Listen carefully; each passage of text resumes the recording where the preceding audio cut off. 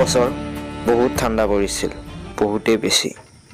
আৰু এই ৰাস্তাৰ সুন্দৰ পৰিৱেশৰ মাজত চৰাইবোৰে যেনেকৈ উমলি আছিল, ঠিক তেনেদৰে এই প্ৰকৃতিয়েও উমলি আছিল। প্ৰকৃতিৰ এক আকৰ্ষণীয় মনোমোহা ৰূপ আমাৰ চকুৰ আগত ভাহি আছিল। আমি সপোন দেখা যেন পাইছিলোঁ। এইটো সপোন নহয়নে বাৰু? ইমান ধুনীয়া এই প্ৰকৃতি, আৰু সেই প্ৰকৃতিৰ মাজত ঠাণ্ডাৰ পৰা বাচিবলৈ মই খৰি কাটিব গৈছিলোঁ। মনত আছে, হাতত দাখন লৈ মই যাই আছিলোঁ।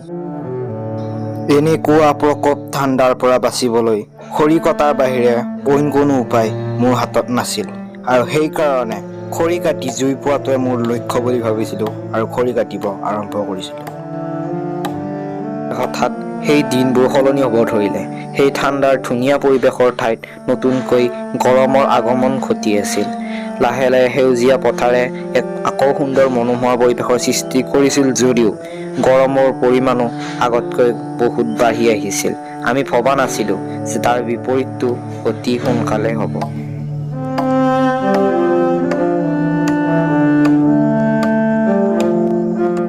মই উপলব্ধি কৰিছিলোঁ যে আমি প্ৰকৃতিক নানান অত্যাচাৰ চলাইছোঁ, কিন্তু উপায় নাছিল। সেইকাৰণে ঠাণ্ডাৰ পৰা বাচিবলৈ খৰি কাটিবলগীয়া হৈছিল।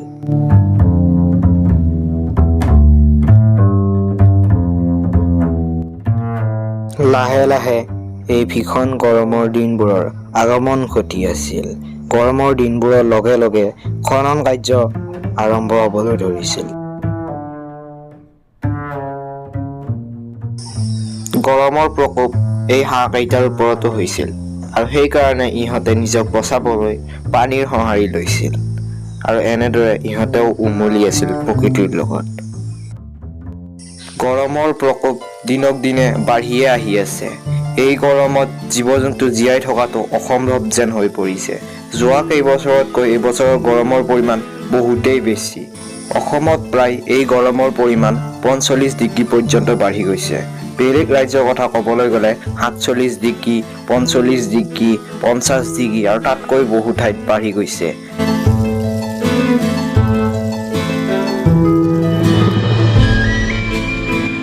ৰ'ব, হঠাৎ বতৰটো যেন ডাৱৰীয়া হৈ গ'ল, বৰষুণ দিব চাগে।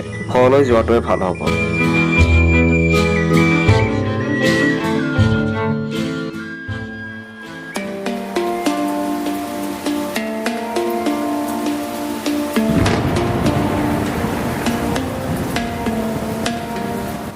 বৰষুণ দিব বুলি ভাবিছিলোঁ, আৰু দিলেই। প্ৰকৃতিৰ মায়া ধৰিব নোৱাৰি। কেতিয়া বৰষুণ দিয়ে, কেতিয়া ৰ'দ দিয়ে, হিচাপ নাই। আৰু এই বৰষুণৰ লগতে ধুমুহা আহিও বহুতো গছ-গছনিৰ লগতে ঘৰ-দুৱাৰ ভাঙি পেলালে।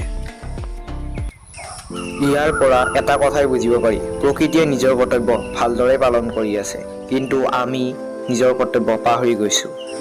আমি এই প্ৰকৃতিক ৰক্ষা কৰা আৰু প্ৰকৃতিৰ লগত মিলি চলা পাহৰি গৈছোঁ।